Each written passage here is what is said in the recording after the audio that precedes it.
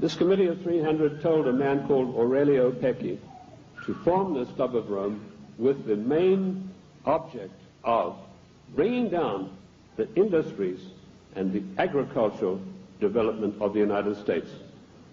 He immediately wrote a paper in which he said there are too many people on the earth, and that the United States, with its industrial development, its agricultural development, is responsible for this curse of overpopulation. And he picked up the documentation for his work from Lord Bertrand Russell, a senior statesman of the Committee of 300, and Lord Bertrand Russell had written a work called The Impact of Science on Society.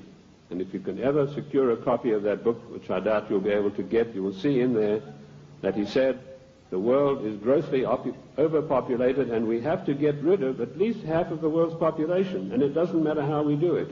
So the Club of Rome was instituted and organized to start an attack on the world's population using the United States as the whipping boy. And they came up with a paper called the Zero Growth Post-Industrial Plan for Industry and Agriculture for the United States of America. 3 days after that plan was accepted as official United States policy by James Earl Carter, I was able to, through my intelligence people, get a copy of this insidious document.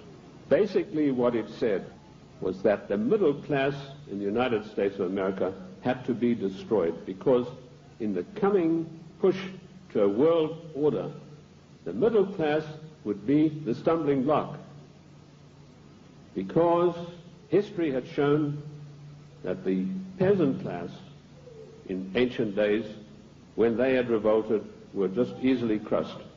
There was no resistance.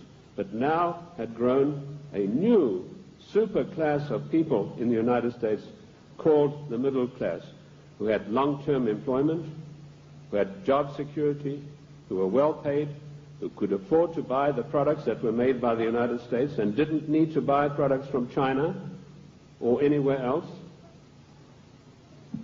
And the Club of Rome post-industrial zero-growth paper said this has got to stop. We have to bring down the middle class of the United States. And the way that we will do this, the way that we will accomplish this task, is by crushing their industries. In 1980, based on this report, I wrote a small work, a booklet, called The Death of the United States Steel Industry. And in that I told of a French aristocrat by the name of Etienne Davignon, and I'm sure there's not a single steel worker in America out of a job who's ever heard of this man's name. But they put this aristocrat onto the job of destroying first the steel industry. In my book in 1980, I said that by 1985 we would have silent blast furnaces. The rolling mills would be stopped. There would be no more shipbuilding. We'd have thousands of skilled workers who'd pass the skills of their trade down for generations, who were forever dispossessed of their jobs. If you go to the Northeast United States today, ladies and gentlemen, and I've just been up in Cleveland where I had a very good radio address I gave there, you will find that what I said in 1980 has unhappily come to pass. In 1970, the United States had 5,000 ships built by good United States know-how, using good United States steel. 5,000 ships sailing the high seas. Last year, we had exactly 270 such ships, and at least 50,000 steel workers permanently out of a job, jobs that will never come back. What happened? Did we suddenly lose our marbles? Did we suddenly lose that great American know-how of getting things done? Did we lack finances? Did we run out of money? No.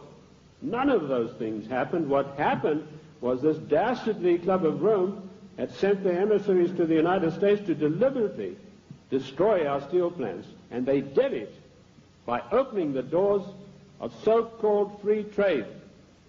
And everybody who signed the NAFTA treaty and everybody who signs the GATT treaty when it passes is a traitor and a seditionist.